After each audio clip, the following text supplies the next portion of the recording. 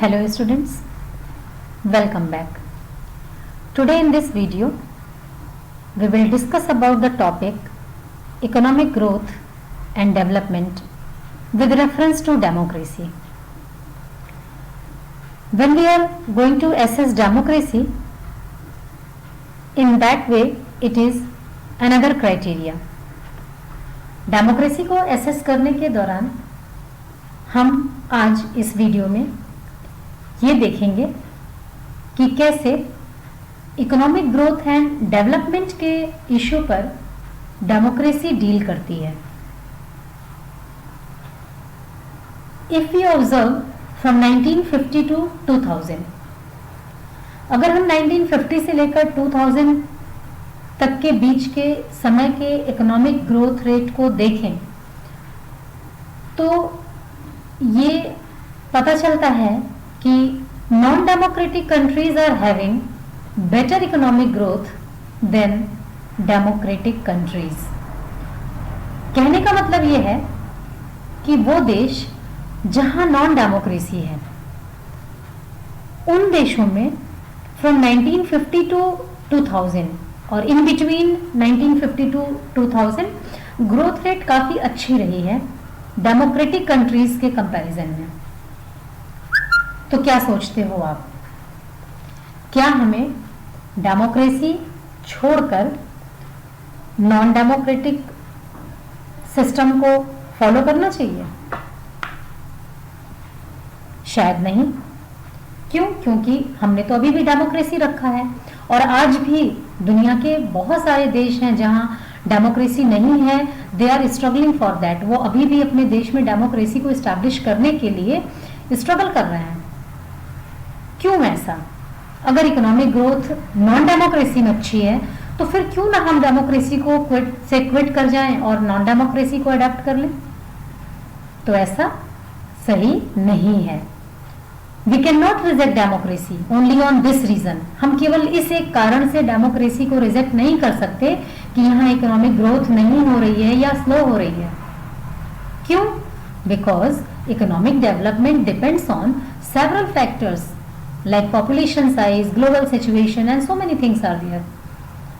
केवल एक किस तरह की सरकार है इस पर निर्भर नहीं करता कि हमारी आर्थिक जो हमारा डेवलपमेंट है वो कैसा होगा, जो इकोनॉमिक ग्रोथ है हमारी वो कम होगी या ज्यादा होगी.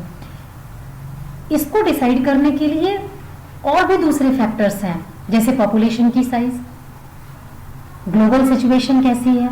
अब आप अगर हम अपने देश का एग्जाम्पल लें और हम देखें अपनी ग्लोबल सिचुएशन देखें, अपने हम नेबरिंग कंट्रीज को देखें तो जितना पैसा जितना हमारा बजट होता है केवल रक्षा को ध्यान में रख करके अपने बॉर्डर्स को सुरक्षित रखने के लिए, शायद बहुत सारे ऐसे देश हैं छोटे छोटे जिनका वो पूरे देश का बजट उससे कम होता है.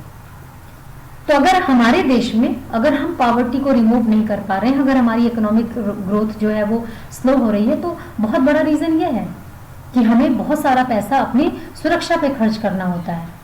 पॉपुलेशन को भी हम ले सकते हैं. सरकार जब तक नीतियां बनाती है, जब तक उन नीतियों को उन पॉलिसीज को एग्जीक्यूट करने का समय आता है, पॉपुलेशन ग्रोथ हो जाती है. और फिर भी सरकार के बहुत सारे प्रयास के बावजूद बहुत सारे लोग ऐसे होते हैं जो उन सुविधाओं से वंचित रह जाते हैं. तो केवल एक फॉर्म ऑफ गवर्नमेंट नहीं तय करती कि इकोनॉमिक ग्रोथ कैसी होगी. If we see in democracy, अगर हम डेमोक्रेसी में देखें तो development is not guaranteed. Democracy development की कोई गारंटी नहीं देती है. ऐसा नहीं है कि डेमोक्रेसी आ गई तो अब हर जगह डेवलपमेंट ही हो जाएगा. But it can compete with dictatorships over economic growth. लेकिन ये डिक्टेटरशिप के साथ बराबर का मुकाबला रखती है. थोड़ी पीछे है लेकिन ऐसा नहीं है कि डेमोक्रेसी ने गिव अप कर दिया है, सरेंडर कर दिया है कि इकोनॉमिक ग्रोथ में के मामले में डेमोक्रेसी कुछ कर ही नहीं सकती. ऐसा बिल्कुल भी नहीं है. ये बराबर का टक्कर देती है, कांटे की टक्कर होती है.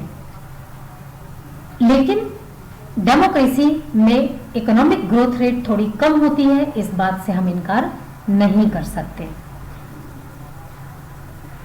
Economic growth in less developed countries with dictatorships and democracies is negligible. अगर हम लेस डेवलप्ड कंट्रीज को कंपेयर करते हैं तो वहां पर डिक्टेटरशिप हो या डेमोक्रेसी, जो इकोनॉमिक ग्रोथ रेट है उन दोनों में अंतर जो है वो नेग्लिजिबल है, उनमें बहुत ज्यादा डिफरेंस नहीं है। फिर हम डेमोक्रेसी क्यों रखते हैं, क्यों हमारे देश में डेमोक्रेसी है? बहुत सिंपल सा सवाल है, क्योंकि हमने तो बहुत ही सिंपल वे में एक्सेप्ट कर लिया है कि economic growth and development is very slow in democracy.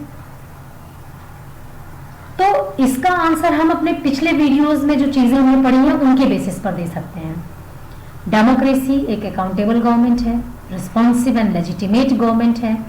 Decision making process no doubt थोड़ा स्लो है, लेकिन हम इस बात से भी अग्री करते हैं कि जो डिसीजन निकल करके आता है वो मेजॉरिटी को सपोर्ट करता है, उसमें किसी का अहित नहीं होता। तो जब इतनी सारी अच्छी बातें हमारे पास डेमोक्रेसी में हैं, तो क्या सिर्फ एक पॉइंट पर, एक रीजन की वजह से कि इकोनॉमिक ग्रोथ थोड़ा स्लो चलता है, हमें डेमोक्रेसी से क्विट कर लेना चाहिए? बिल्कुल भी नहीं। और यही रीजन है कि वी आर हैविंग डेमोक्रेसी। ये डेमोक्रेसी की अच्छाई है। आप अपने इकोनॉमिक्स में फर्स्ट चैप्टर रिकॉल करो, वहां पर आपने पढ़ा है कि some aspirations are more important than money. बहुत सारी ऐसी चीजें होती हैं हमारी लाइफ में जो पैसे से बहुत ज्यादा कीमती होती हैं। क्यों? क्योंकि उन चीजों को हम बहुत सारा पैसा खर्च करके भी नहीं खरीद सकते।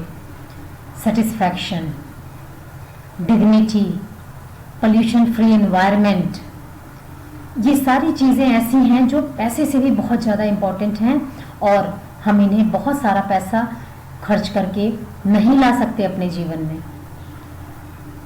तो अगर डेमोक्रेसी में हमें बहुत सारे अधिकार मिले हुए हैं, हम एक अपनी इंडिविजुअलिटी रखते हैं, हमारी अपनी डिग्निटी है, एक सिटीजन के रूप में हमारी अपनी पहचान है हमारे देश में, तो क्या इन सारे बेनिफिट्स के लिए हम इकोनॉमिक ग्रोथ में कमी होने के बावजूद डेमोक्रेसी को सपोर्ट नहीं कर सकते? क्या पैसा नो डाउट पैसा बहुत कुछ है, मैं इससे इनकार नहीं करती, लेकिन पैसा ही सब कुछ नहीं होता है। और इस पॉइंट ऑफ व्यू से हम इस कंक्लूजन पर आते हैं कि हमें डेमोक्रेसी को ही सपोर्ट करना चाहिए।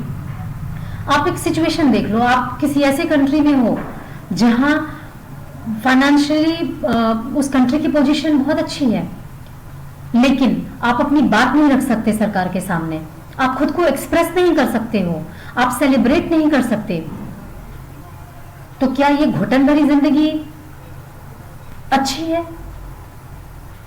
इससे तो फिर फार बेटर है हमारा डेमोक्रेसी, जहां हमें हर तरीके के अधिकार मिले हुए हैं और हम बहुत ही सरल और सहज तरीके से अपने जीवन को जी पाते हैं।